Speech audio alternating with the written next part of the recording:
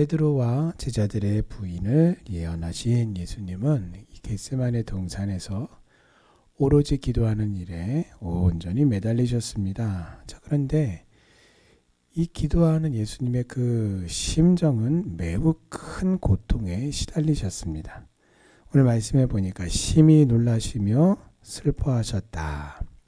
자, 이것은 당시에 예수님께서 얼마나 큰 영적인 고통을 느끼셨는가를 잘 보여줍니다. 그래서 우리가 흔히 예수님의 순환과 고난이라고 하면 십자가를 떠올리고 또 십자가만을 생각하기가 쉽습니다.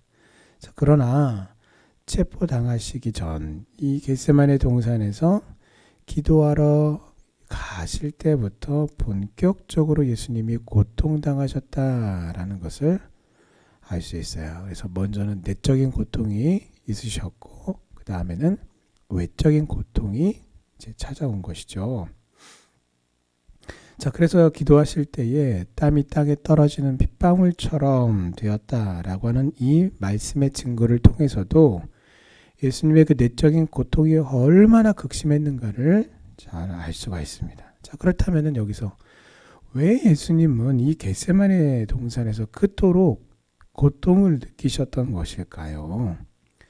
자, 혹자는 이 예수님께서 기도하심에 나타나는 것처럼 이 고난의 잔을 나에게서 옮기옵소서라고 하는 이 기도문처럼 그 고난의 잔에 대한 부담감이 너무나 크고 그것에 대한 그 고통과 그 고통이 얼마나 마음에 큰 스트레스가 되고 마음에 그 고통을 갖다 줬는지 모르겠습니다 라고 그렇게 말하기도 합니다.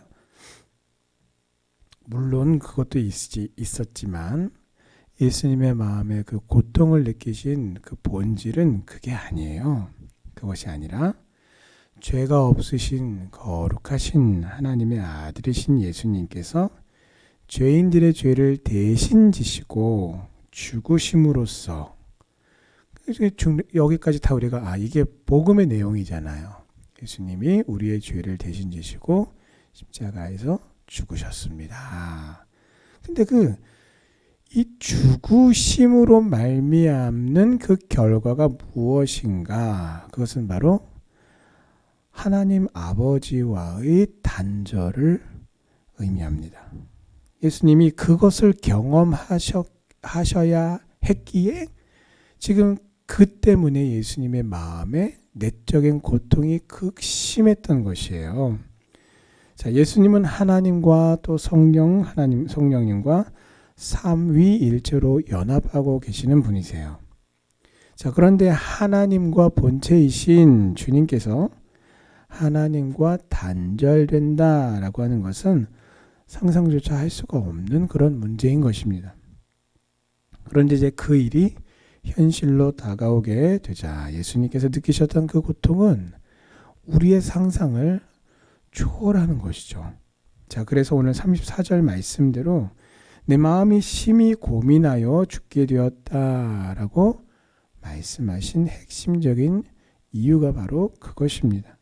그래서 우리는 이 예수님의 고통당하심에 대해서 우리는 다음과 같은 교훈을 우리가 받고 또 이 말씀을 따라서 우리가 교훈을 따라서 순종해야 할 것입니다. 첫째는 이 고통과 고난당하심의 그 고난당하심은 다른 게 아니라 바로 나를 위한 것이었다라는 것이죠. 나를 죄에서 구원하시고자 이렇게 당하지 않으셔도 될 그 고통을 당하신 것입니다. 그래서 예수님의 그 십자가를 우리가 바라보고 기억할 때마다 이 겟세마네에서의 주님의 고통을 우리가 기억함으로써 죄를 미워하고 멀리하며 거룩한 삶을 하나님의 말씀을 따라 순종함으로써 살아가야 할 것입니다. 자, 두 번째는 나도 오늘 지금 이렇게 고통당하시는 그 핵심적인 이유와 같이 나도 이 예수님처럼 하나님과의 그 연합을 간절히 사모하고 있는가라는 것입니다. 또는 하나님과의 그 연합함이 그게 뭐예요? 그 하나님과 연합함은 오늘 나에게 성령의 충만함으로 나타나는 것인데, 이 성령의 충만함에 대해서 그것이 약해지거나 혹은 깨뜨리는 그 죄지음에 대해서 나는 얼마나 상한 심령을 가지고 있는가, 얼마나 내가 오늘 예수님이 그 극심하게 고통을 당하신 것만큼이나 정말 내가 민감하게 그 죄에 대해서 하나님과의 깊은 연합이 정말 약해지는 부분들에 대해서 내가 그렇게 얼마나 민감하게 반응하고 있는가라는 부분을 우리 자신을 돌아봐야 할 것입니다. 이 교훈들을 우리가 기억해서 나를 대신해서 고통당하신 주님을 늘 기억하며 그 은혜를 기억하는 것이죠. 우리가 여러분 하나님 앞에 감사기도 드립시다 라고 할 때 가장 힘든 게 뭐냐면, 힘들 때가 언제냐면 내가 더 이상 무엇을 감사해야 될지를 모를 때가 사실 되게 가장 힘들어요. 옆에 사람은 정말 눈물을 쏟으며 하나님 앞에 감사를, 온 전심을 다해서 감사의 기도를 고백하고 기도하고 있는데, 나는 아무리 돌아봐도 내가 더 이상 감사할 게 없는데 라고 할 때에 기도가 나오질 않아요. 그때가 가장 힘든 거죠. 그뿐만이 아닙니다. 우리가 하나님 앞에 회개함으로 나아가 기도합시다. 통성기도하며 옆에서 대굴대굴 굴러가면서 전심으로 하나님 앞에 회개하면서 그렇게 기도하는 사람 사이에서 내가 더 이상 회개할 게 없는데 라는 마음이 들면서 기도가 나오지 않는 그 사람이 가장 힘들고 가장 불행한 사람인 거죠. 왜 감사할 게 없고 왜 회개할 게 없겠습니까? 그것을 바라보지 못하는 믿음 없는 나의 마음, 믿음 없는 나의 시각을 우리는 회개해야 돼요. 그래서 이 고통당하신 주님을 우리가 늘 기억한다라고 하는 것은 하나님의 은혜와 사랑을 늘 기억하는 것입니다. 구원받은 기쁨과 감격을 늘 잊지 않는 것입니다. 나에게 베풀어 주신 그 놀라운 그 은혜와 사랑에 대해서 우리가 감사함으로 늘 반응하고 기뻐하며 소망 안에 머물며 그 구원의 소망 안에 우리가 머물며 하나님을 찬양하고 우리가 예배하는 것이에요. 그래서 그렇게 우리가 찬양하는 삶, 예배하는 삶, 감사하는 삶, 기뻐하는 삶, 소망을 가지는 삶을 우리가 하나님의 말씀을 의지하는 믿음 가운데 살아내는 것. 그래서 이 주님을 위해서 어떻게 해요? 그것을 기억함으로써 나의 남은 생애를 헌신하며 주님을 위해 살아가는 우리 성도님들 되시기를 주님의 이름으로 축원합니다. 자, 예수님은 이와 같은 마음의 고통을 토로하시면서 34절에 보시면 너희는 여기 머물러 깨어 있으라 라고 하셨어요. 땀방울이 빗방울로 변할 때까지 예수님은 처절하게 기도하시며 영적 싸움에 임하셨지만 그 예수님이 열심히 기도하며 영적인 싸움을 싸우는 바로 그 옆자리에서 제자들은 주님과 함께하기는커녕 자고 있었습니다. 주님은 우리를 향해서 그리스도의 군사라고 그렇게 말씀하셨어요. 자, 그런데 이 그리스도의 싸움을 싸우도록 하기 위해서 우리를 불러주셨기에 그리스도의 군사라고 말하는 것이죠. 예수님이 우리의 대장이시란 말이에요. 그래서 지금 대장님은 열심히 앞장서서 싸우고 있는데 함께 싸워야 할 군사들이, 성도들이 그리스도의 고난에 참여하지 않고 그저 영광만을 탐하려 한다면 진실한 성도라고 할 수가 없는 거죠. 주님과 함께 고난받는 성도가 바로 진실한 성도입니다. 자, 그러면은 주님과 함께 그 고난을 받는 것은 어떻게 합니까? 이 하나님의 말씀대로 우리가 영적으로 깨어서 기도하며 내 삶의 모든 우리가 말씀대로 순종하는 그 의롭게 살아가기 때문에 당하는 모든 불이익, 손해, 자존심 상하는 일, 어려움, 고난, 이 모든 것들을 우리가 믿음으로 감당하는 것이에요. 그게 바로 주님과 함께 고난을 받는 것이며, 오늘 예수님의 말씀대로 너희는 여기 머물러 깨어있으라 라고 하는 이 말씀대로 순종하는 것입니다. 그래서 이와 같이 우리가 주님의 말씀대로 영적으로 깨어 기도하며 주님과 함께 그 고난에 동참함으로써 주님과 함께 그 영광에 참여하는 우리 성도님들 되시기를 주님의 이름으로 축원합니다. 자, 38절에 보시면 예수님께서 뭐라고 말씀하시냐면, 한시도 깨어있지 못하는 이 제자들에게 경고하세요. 자, 깨어서 기도하지 않으면 시험에 들기 쉽다라는 말씀이신데요.